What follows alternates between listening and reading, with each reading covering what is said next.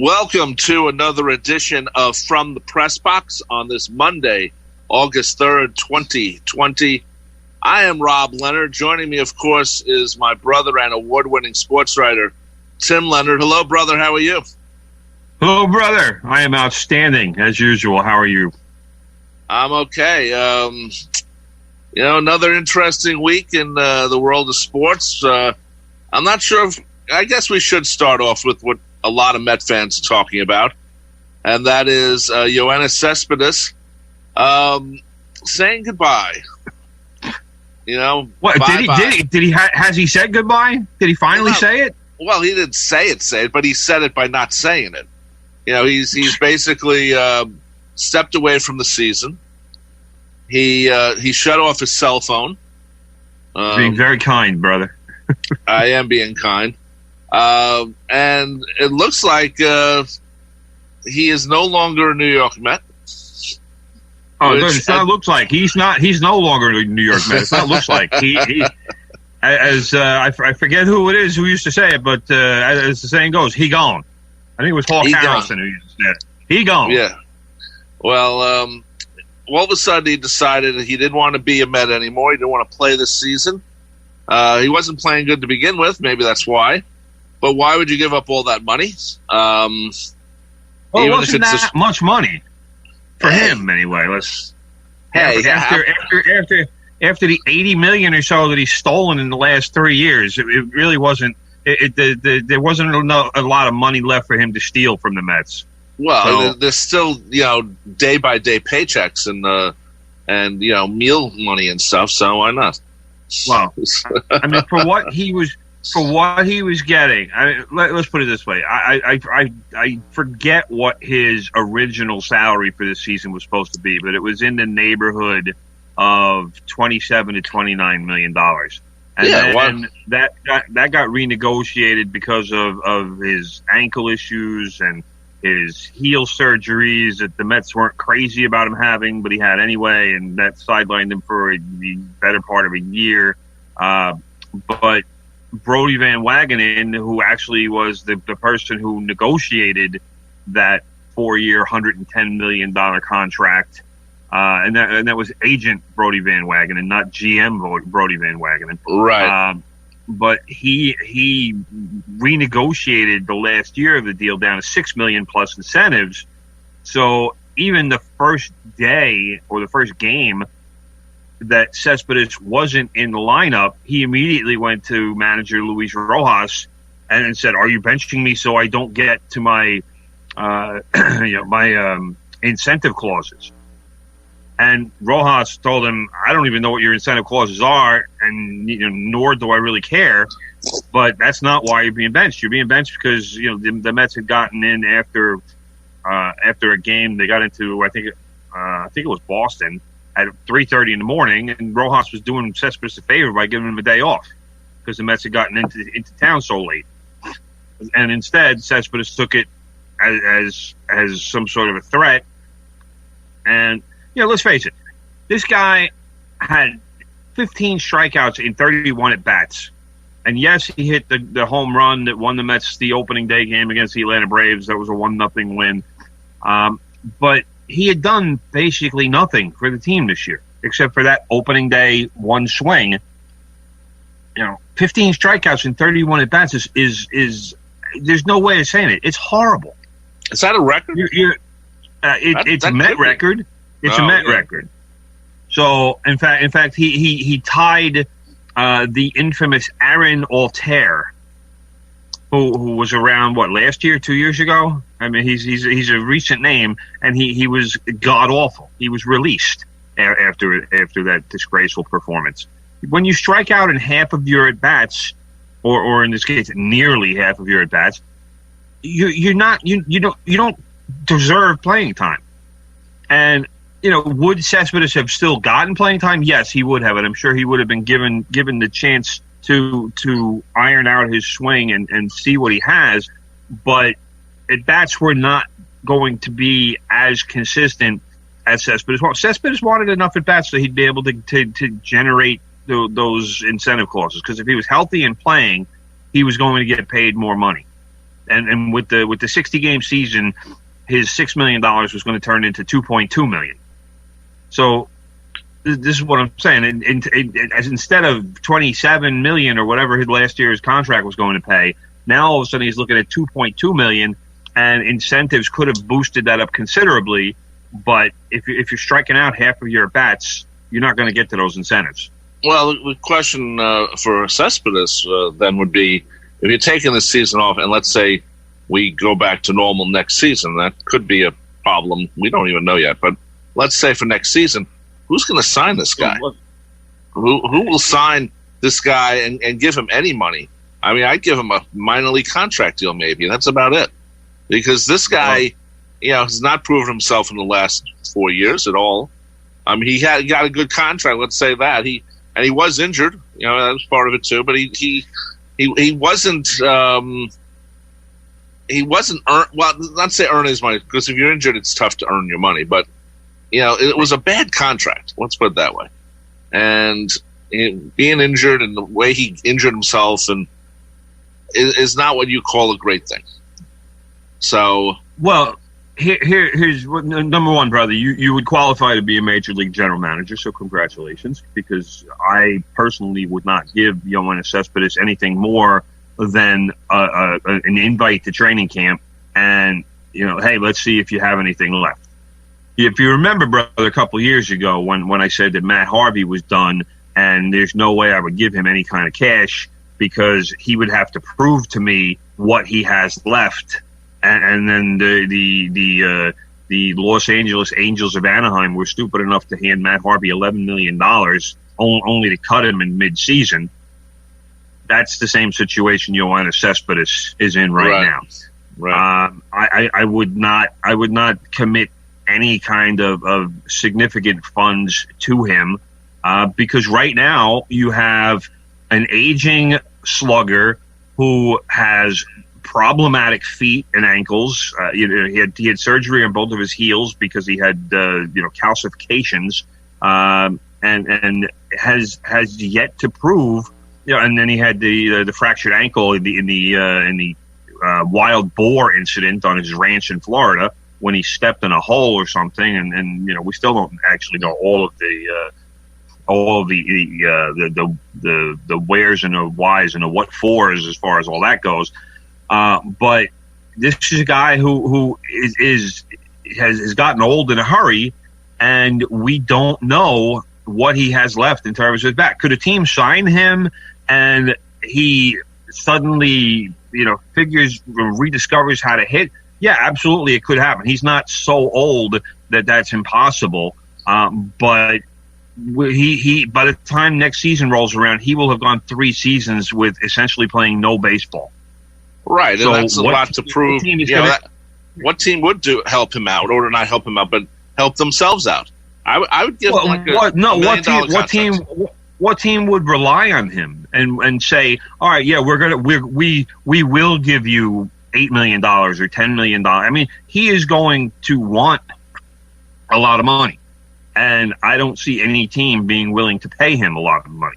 That if he wants to continue his Major League Baseball career, then he will have to do it for a very small contract, much like this year's. It probably would even significantly less of a guarantee, and say, all right, if you can still hit, we'll give you the chance to still hit, but chances are somebody will bring him in and he might be released by June again.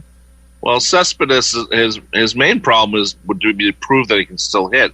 I mean, if I was a team, I would say, okay, we'll give you $1 million for the first year. If you prove yourself, we'll give you $5 million for the second. He has nothing to stand on, especially quitting at this point in his, in the season. It's a short season to begin with. If anything, he has to prove that he can still hit. And if he feels he can't, maybe it's sometimes better to walk away than to try to prove yourself on a short season. It's such a weird season already.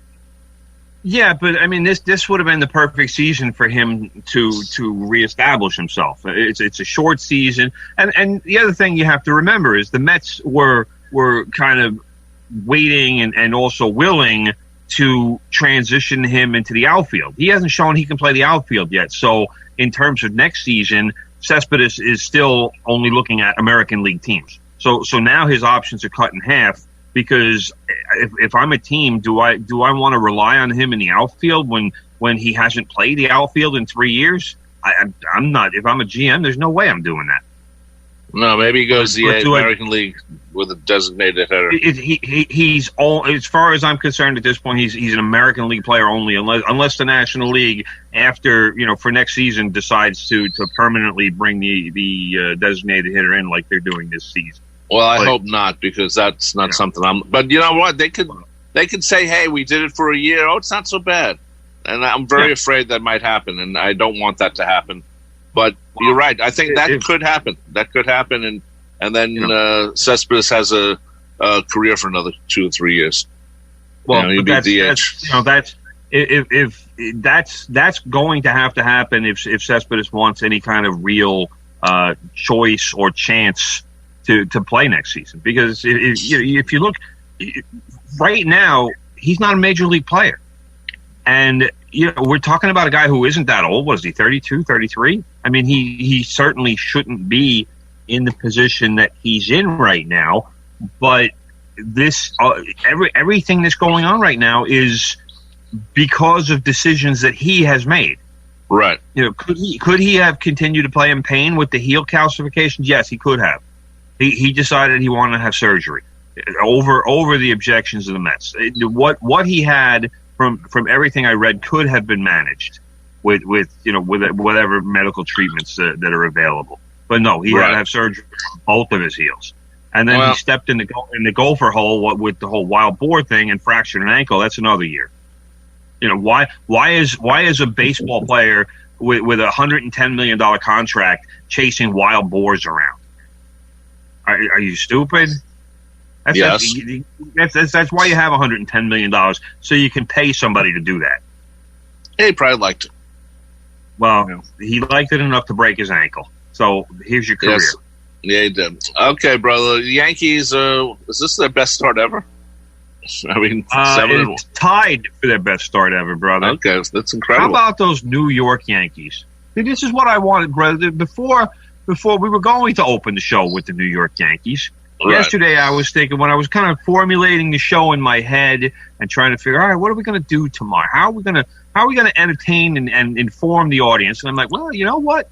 The Yankees are having a great start. Aaron Judge is having a great start. That would be a great way to start the show. And I agree. And you want to talk about the hottest team in baseball. You want to talk about a 4-game sweep over the Boston Red Sox. Who, by the way, bro, just as an aside, the Boston Red Sox are terrible.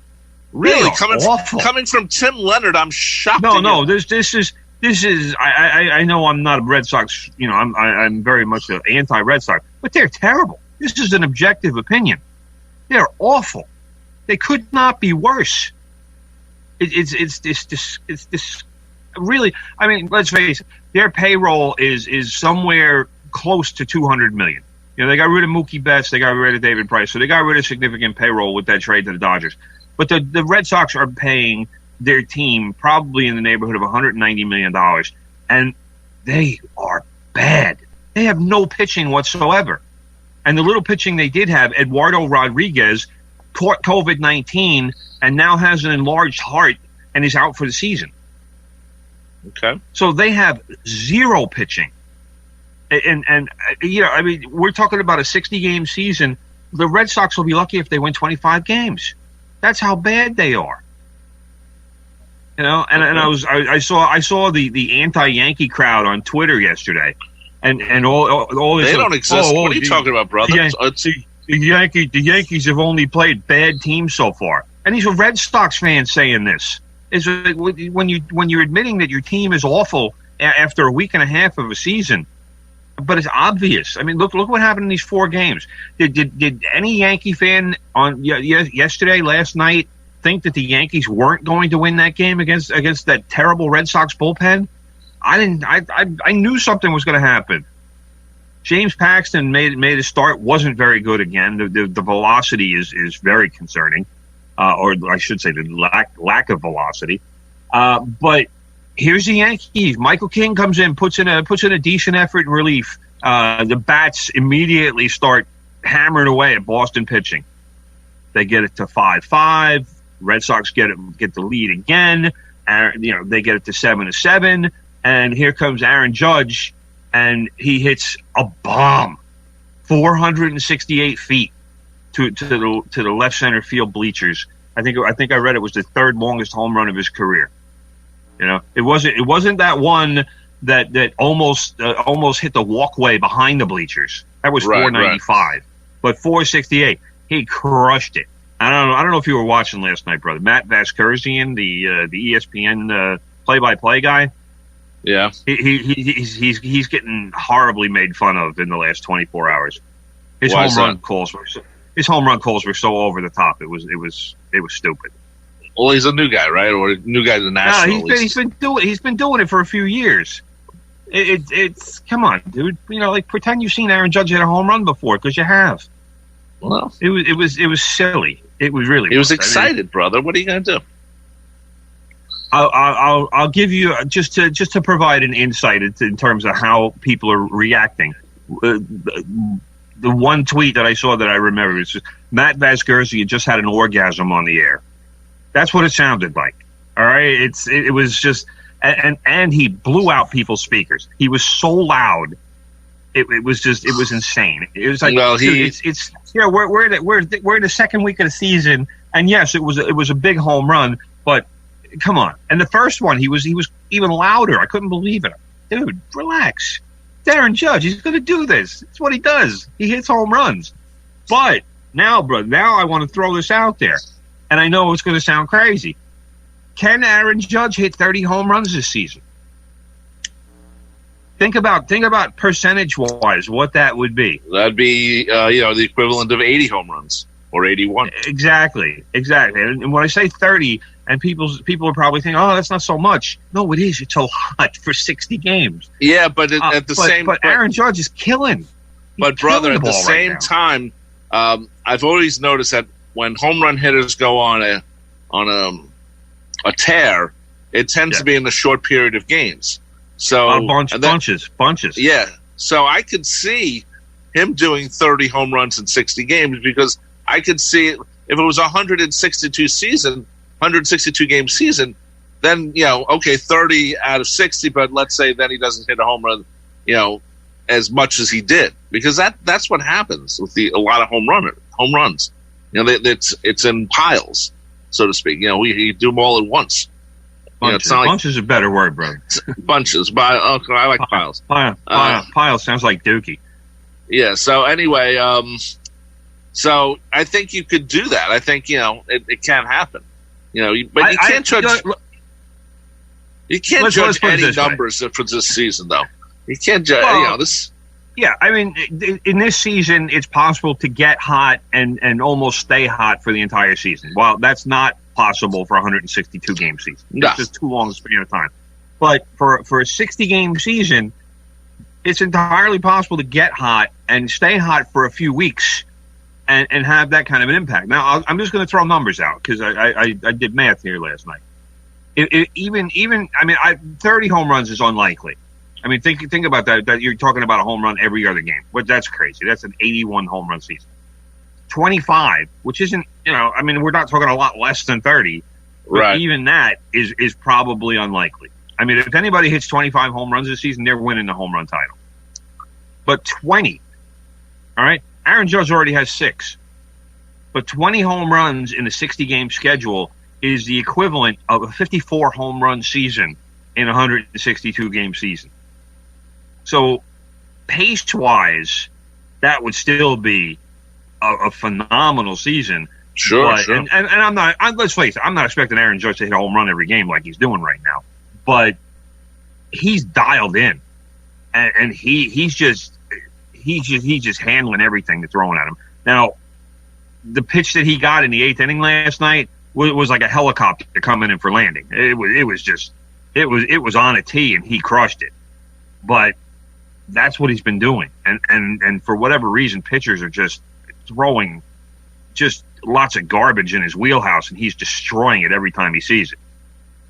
Now, hopefully he can keep doing that and not get injured or not get hit with a pitch or anything like that, and he can come back and be a man possessed, because this is the Aaron Judge that Yankee fans have been waiting to see for a couple seasons now, where it got sidetracked by the oblique injury last year that cost him a couple 3 months, and it was the season before, it was the chip fracture in the wrist that took him out for a couple of months.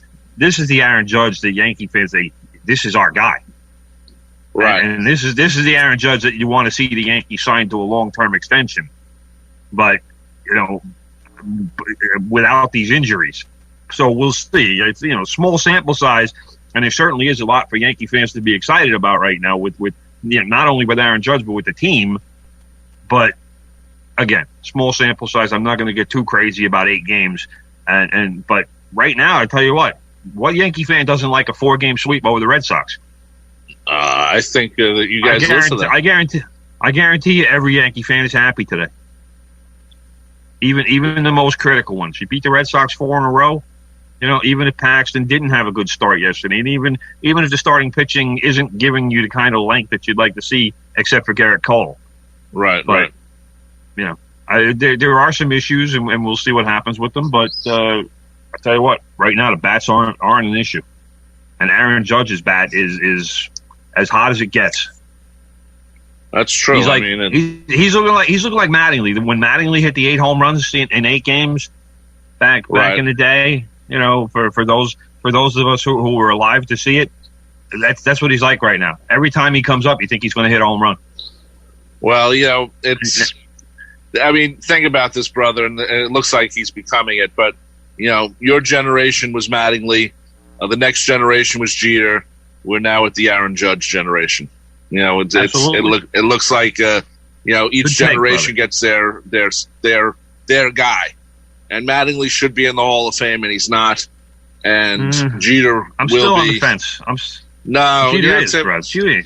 Oh, I'm Jeter sorry. What are you talking about? Will be. Well, he'll be inducted, but he's in.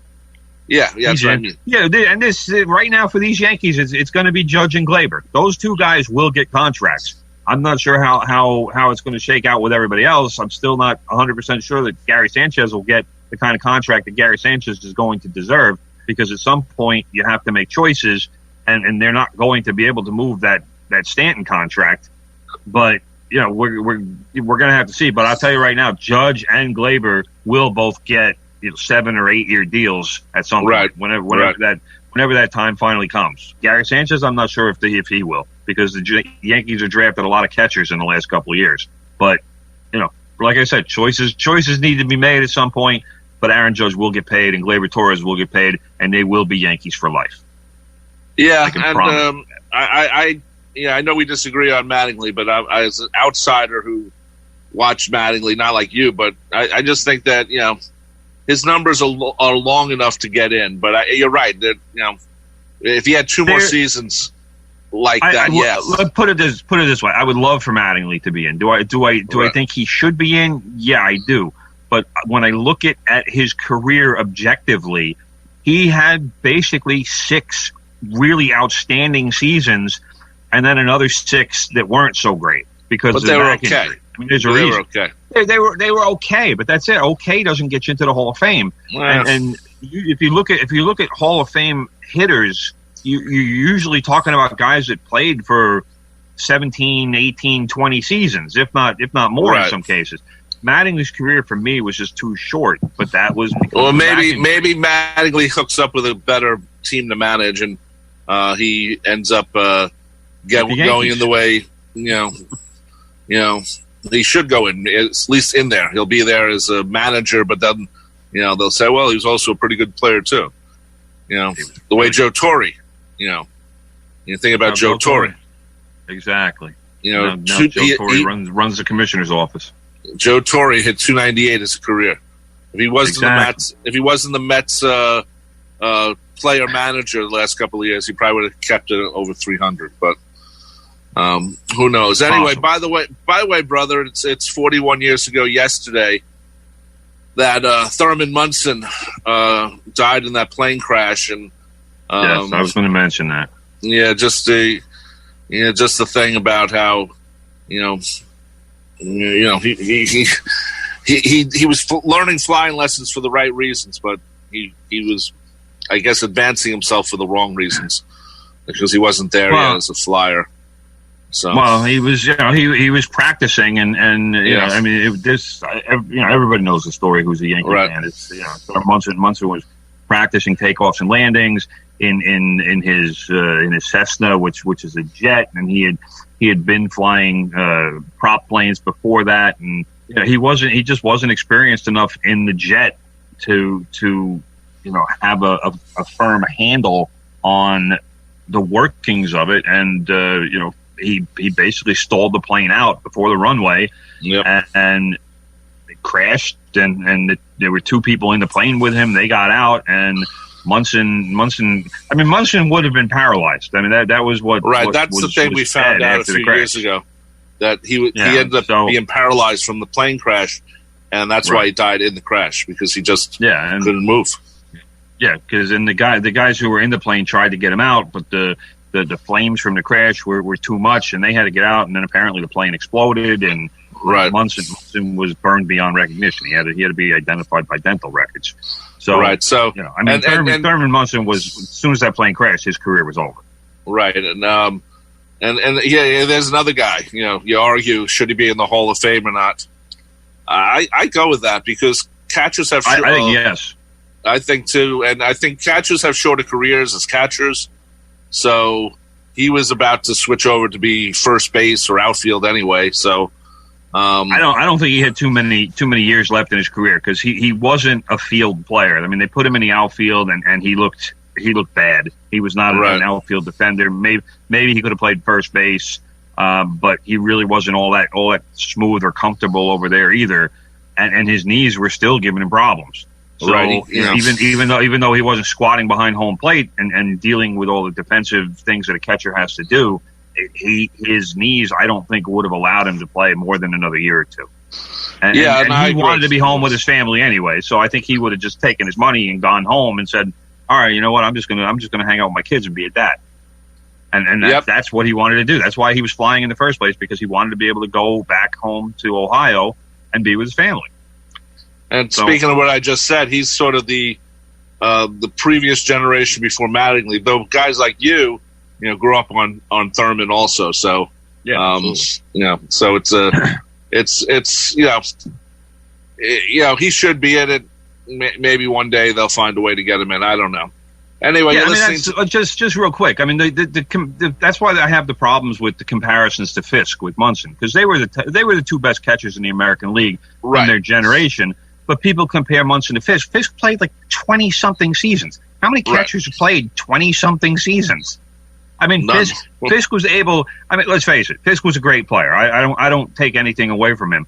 But when you compare their numbers, Fisk played. His career was almost twice as long as Munson's.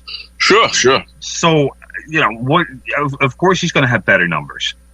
Yeah, you can't judge it on numbers. That's why when I look at Hall of Fame, and that's the case that I make for Mattingly as well, is was he the premier player at his position in his generation? And for Munson, yes, it was him and Fisk. And I've said this before on the show. Ted Simmons was kind of in that mix, but he wasn't close to those two, and he's in the Hall of Fame now. So when you look at it from that standpoint, Don Mattingly certainly was the premier first baseman in the American League for a certain number of years. And Thurman Munson was a premier catcher too. So absolutely. So it's interesting how it gets judged. Anyway, you're listening to 90.3 WHPC, the voice of Nassau Community College. This is sports talk. Well, yeah, we are sports talk. We're part of the sports talk family. Sports, brother. We are talking sports on From the Press Box here every Monday, 9 a.m. to 10 a.m. The show becomes a podcast later on Spreaker, iHeartRadio, TuneIn, or whatever the rest of them. They all end up at the same place. You doing other shows without me, brother? You cheating on me? Not me. I mean, I could. I mean, people have asked me to, Fichetti's been saying, "Hey, Rob, what about, joining our show?" And I said, "I don't know. I work with my brother." And of course, Fischetti, the big star of, sports talk every Monday, 4 p.m. to 5 p.m. You can hang with Fischetti. I wouldn't mind that. And then, of course, Tuesdays at 10 p.m. to midnight, another edition of Sports Talk with the mayor, Chris Muldoon. So a lot of people are doing different sports shows here at WHPC. Okay, brother, let's talk about the Islanders. First of all, before we start, yes, I have to bring up something, and you're probably just going to tell me to shut up, as you always do. I never tell you to shut up. Yes, you do. No. Anyway, I was, on Friday, I was over in Elmont area.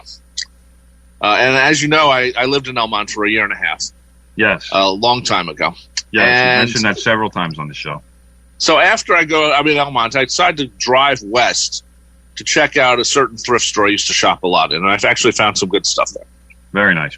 So anyway, I continue to drive west because I'm going to take the Cross Island home. And I pass the legendary Belmont Park, home of the Belmont Stakes. I remember part of my job when I first started, I had to go to Belmont every day. And one of the first days I went in, I went a little too fast. And I got talked to by my boss. And he said, by the way, those horses are worth more than you. Drive slow as possible. Right. So I said, okay. Anyway, I pass the new, being built as we speak, Belmont Arena. Sweet. And first of all, it's huge. It's right on Hempstead Turnpike. Yeah. Literally, you could throw a rock and hit it. Just like the Nassau Coliseum. Yeah, but my problem was, these are my two problems. First of all, I thought they were building it south. I never saw the map. I thought they were building it. There's a big, huge parking lot south of Hempstead Turnpike. I thought they were building it there, and I found out they didn't.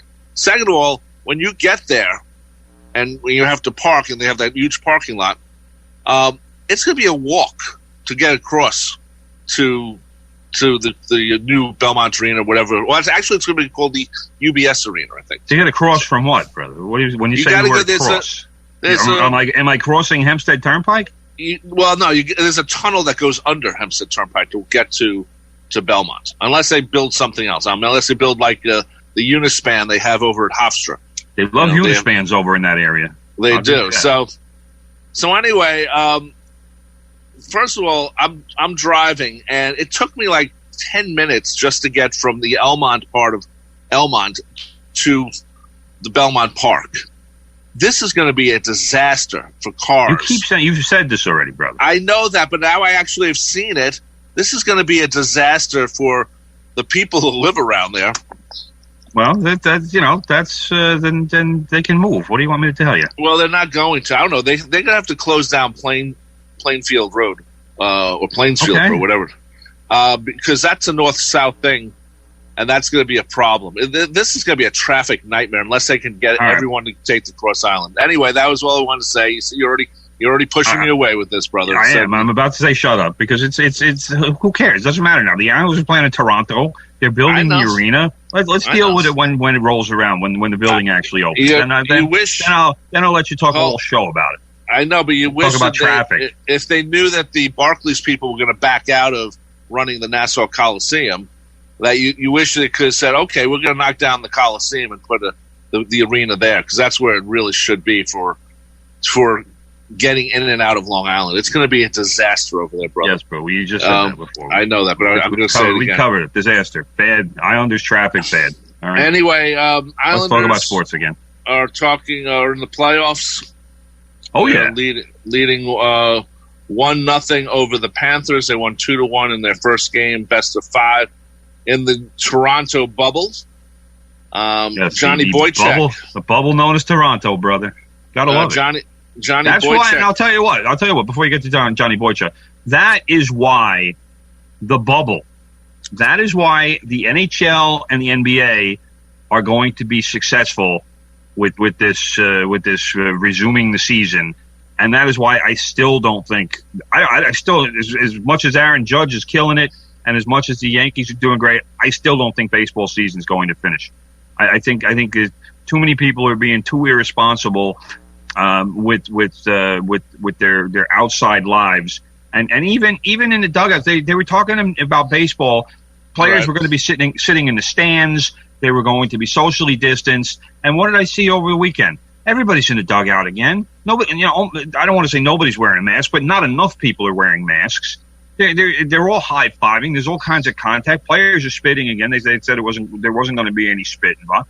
It's all like they're basically like, oh, well, we're just going to do what we want. Well, coronavirus doesn't care if you want to do what you want. That's when coronavirus says, hey, remember me? Right, but at the same time, brothers, they're being checked every day. You're going to feel a little confident. No, they're not. It's every other day. They're not testing them every day. So. Well. But that's why basketball and hockey are going to be fine, because they're living in the bubble, and especially the NBA is being very hyper vigilant as far as, hey, players, you don't leave the bubble. Do whatever you want to do in the bubble, but you don't leave the bubble. Right, so, but they're also that's how you can guarantee good health. I know that, but they're also, but the bubble, say what you want, it's about going to the playoffs and doing the playoffs, and then that's. So that's where they're going to, make their money, and that's where they're going to do what they do. So, I mean, most of the season's already over for both, for the NBA, and the NHL started the playoffs. So, right. And anyway, Johnny Boychuk got a concussion based on a cheap hit. He's out for 2 games as part of concussion protocol. Yes, what a garbage hit that was. Oh, yeah, I was so mad when I saw that. Yeah, I wasn't thrilled with it either.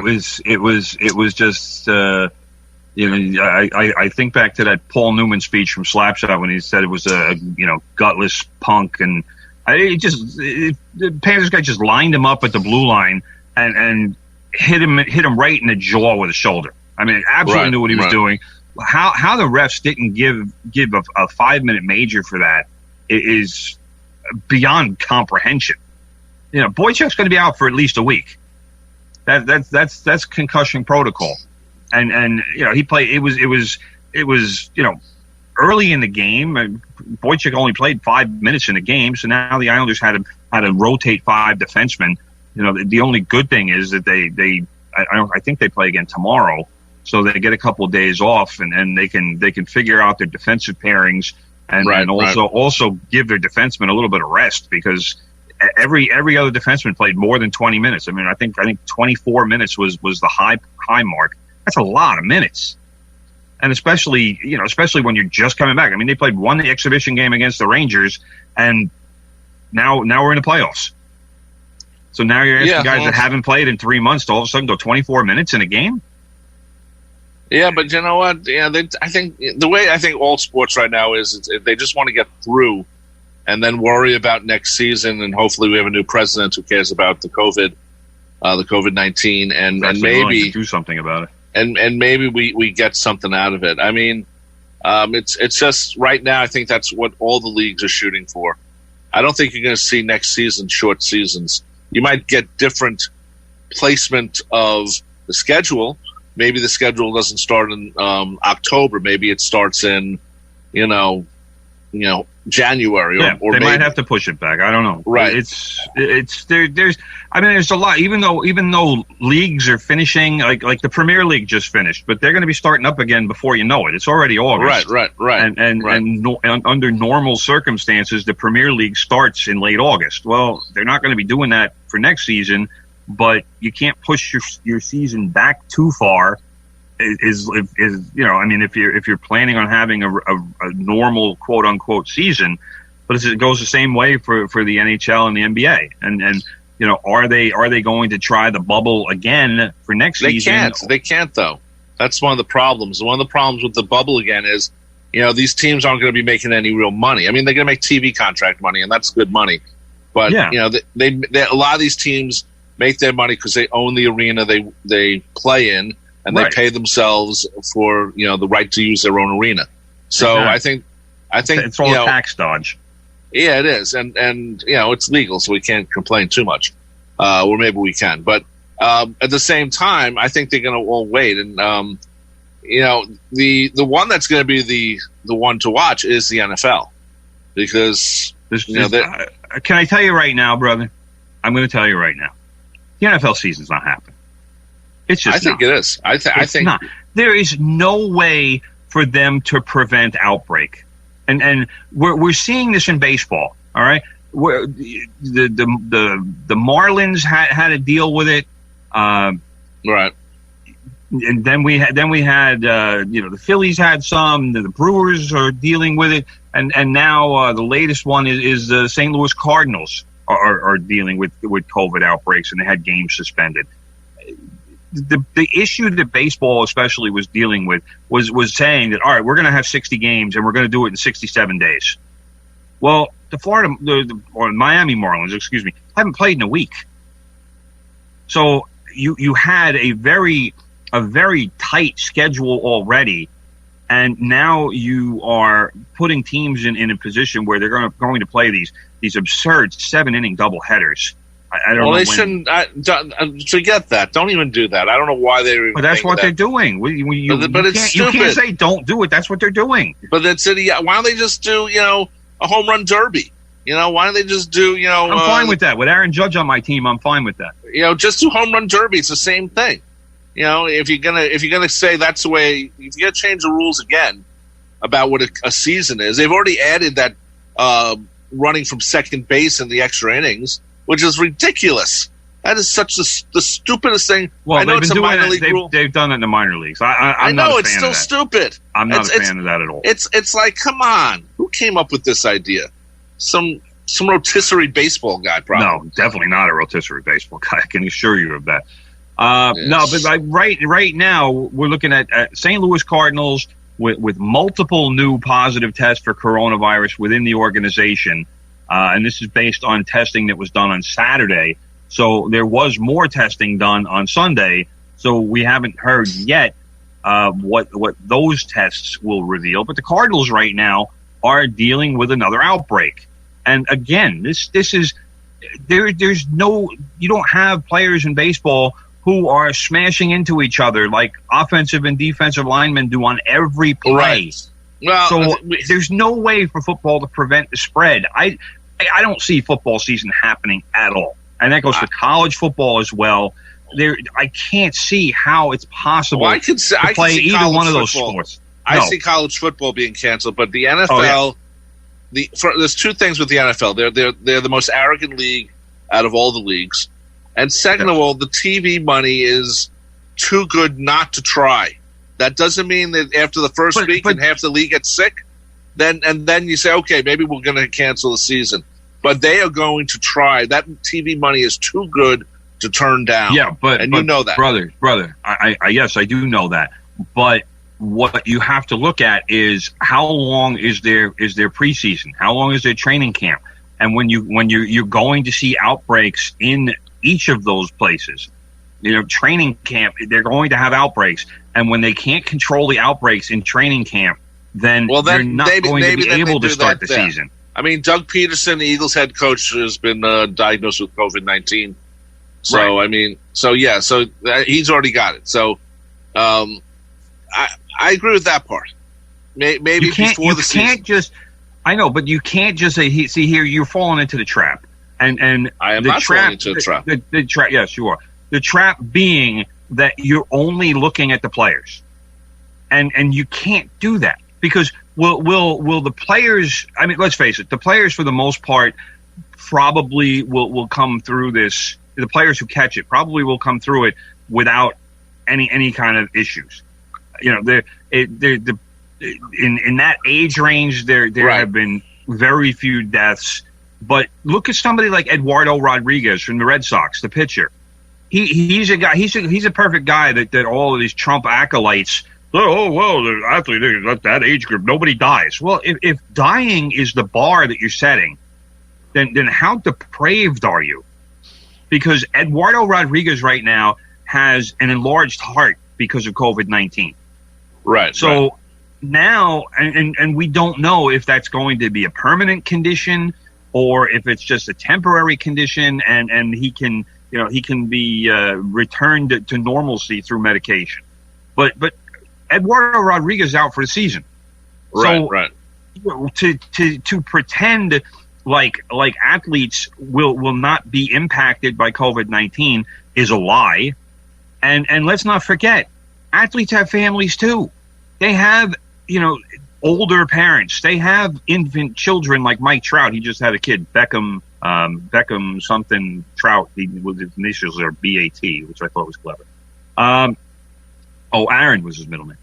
But they have families, they have grandparents, they have people who are at risk in their lives, and they could pass the virus on to those people. And I read a story yesterday. It was tragic. This girl, who obviously thought she was bulletproof, wanted to go to spring break. And her parents were telling, "Oh, please don't go to spring break. COVID and all of this. Please be safe." Bratty girl decides she's going to go anyway. So what happens? She brings the COVID home, infects her father. Her father dies. Now she's suicidal because she thinks she killed her father. That is what we're talking about. That is the issue. It's not just about one person, because that one person can impact somebody else's life by their decisions. And that's why all these Trump supporters who pretend like there's no issues with COVID-19, they just infuriate me with their stupidity and their ignorance. What you could do, brother, and this started when we first started the COVID and people were just staying in, there were people who nurses and doctors who were quarantining themselves when they got home because certain people in the family. Either they were quarantining themselves in their own homes, right, or they just weren't going home. Right. They were separating themselves voluntarily from their families because they didn't want their families to catch it from them somehow. Right. And that's the tragedy of all this, is the people, the frontline workers who have been making these extreme sacrifices only for these morons to say, oh, it's a hoax or it's not real. And then, I wish more of those kinds of people would get this thing and find out how serious it is. Well, like I said, and have brother, to deal with it for a month and a half like I did. As much as you've had it and other people have had it, brother, I can not see the NFL burying their season this early as much as you might want them to or think they might. I just can't see them doing it. I agree with you there. Go ahead, finish. I can see our president taking credit for canceling the NFL season. Because I don't think he's not going to take credit for that. Although I guess if they think that if they're going to kneel, I think probably a lot of his supporters would enjoy that. But basically, what I think is going to happen is this: I think certainly the NFL is going to try to have a season. I don't doubt that at all. I don't think I'll be honest. I'll say it out loud. I don't think the NFL cares that much about its players that they're going to say proactively, we're going to cancel the season because we don't have a chance in hell of getting this thing done. But I think they're going to try to play a season because, like you said before, with all the money that's at stake here. But I think that rational minds are going to prevail at some point. And maybe they do play a game. Maybe they play a couple of games. But there's absolutely no way that we get through an entire NFL season because there's no way for that league to prevent the spread. It's just impossible. No, but like I said, I think they're going to try, whether it's a good idea or not. I think they're going to push it, as much as they can. But like I said, that to me, for the NFL to try, and fine, like I said, there's a lot of money at stake, but it tells me they don't care about their players. Because if they did, they would realize what a fool's errand this is, and that they really will need to wait for a vaccine to be in place and so that they're able to do it safely. But right now, there's no safety here. There's no way to do it. My problem, and I've said this privately, I don't think they're going to have a vaccine as fast as they say. I don't care what they're testing it now. I know that, but it doesn't mean it's going to work. Right. They do a lot of testing for a lot of different drugs, and a lot of times it doesn't work. So just because they're testing on it, of course they're testing on it, but it doesn't mean it's going to happen. Well, they're testing and they're optimistic, and when medical people are optimistic, I'll tend to give them the benefit of the doubt. But yeah, like you said, I mean, could we have a vaccine by the end of the year? Yes, it's possible. But would that be incredible speed for having a vaccine and developing something like that? It would be remarkable. Well, let's put it this way, that's bro. Where we are. Let's say the NFL were to cancel their season in September. They said, we're not going to do it. But the vaccine happens in February, we'll say, because I don't think it's going to happen in Christmas time. But let's say February. Does the NFL come back and say, do we come back and try to reclaim the season, and then push back the season, the next season? Instead of ending in January, we ended in March. Well, I mean, basically they end in February now, and usually the Super Bowl's first weekend in February these days. Right, that's on purpose, by the way. To do that is unlikely, I think, because if you want to play, if we get a vaccine, now you're looking at starting a 16-week season in February, unless they decide that all right, you know what, we're just going to have teams play their opposite teams from a division, and whoever comes out of that we'll stick in the playoffs, and they can play an abbreviated season like baseball is. Maybe they do a 12-game season like the old days. I think they would probably do a 6-game season. And you could do it that way. Have every team in the division play each other once, home and home. Whoever emerges from that, you put those teams in the playoffs, and you go from there. And because if you play a 16-week season starting in February, when is that going to end? And you have to remember when you're looking forward into the next season, if you play a 16-week season or even a 12-week season, you're going to be going into June and July. Well, training camps start in July, and players need to take some time off.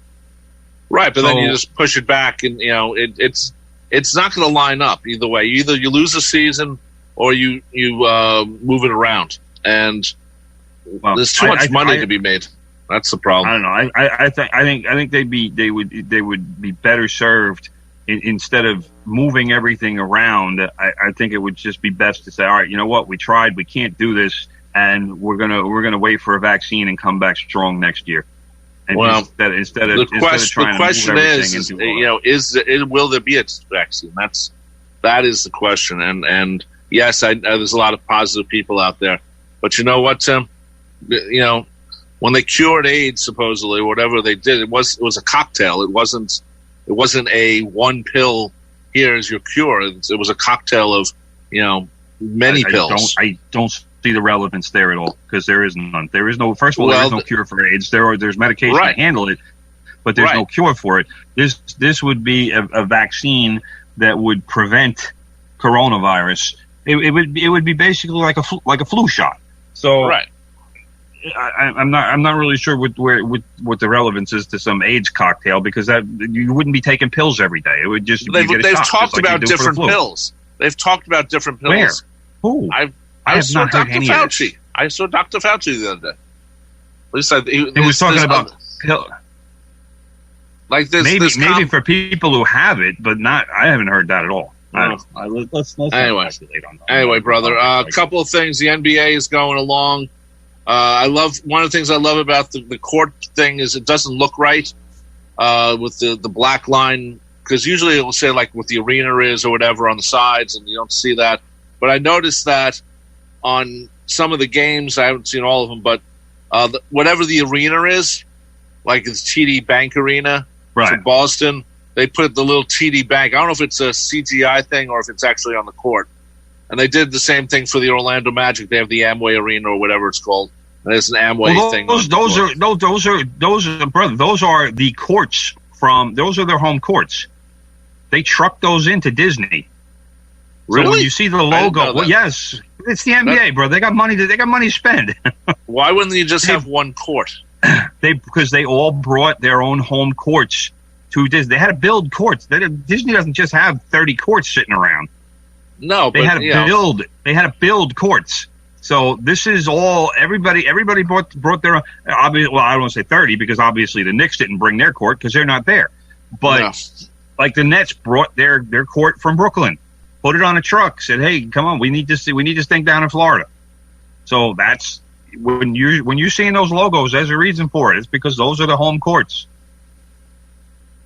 The NBA doesn't do anything second rate. The NBA is we got the money, let's spend it. But they only have that logo. Like I know like the Garden had the Chase logos, but it's only seems like it's one logo, or whatever. So anyway, but it's interesting with that square thing or the black line wrapped around it, which doesn't mean anything. But it usually there's advertising on the outside of it, or at least the arena name, and it actually makes the court look thinner or narrower or something. I know it isn't, but visually it looks a little bit different, but it's I'll tell you what, I wasn't sure what how the NBA players would react to everything, and some of them reacted badly early on. But I'll tell you what, the NBA right now is basically has turned into the example of how to do this. How to run a league during COVID times. They established a bubble. And granted, they don't have a lot of games to play. The circumstances, kind of broke in their favor after everything happened and for restarting the season. And they were able to put their players into a bubble because they don't have a lot of players to begin with. But it's turned into something that I think is going to work exceptionally well for them. Much like I said, the Premier League, and I said this before, the Premier League in England was able to run a league for a couple of months.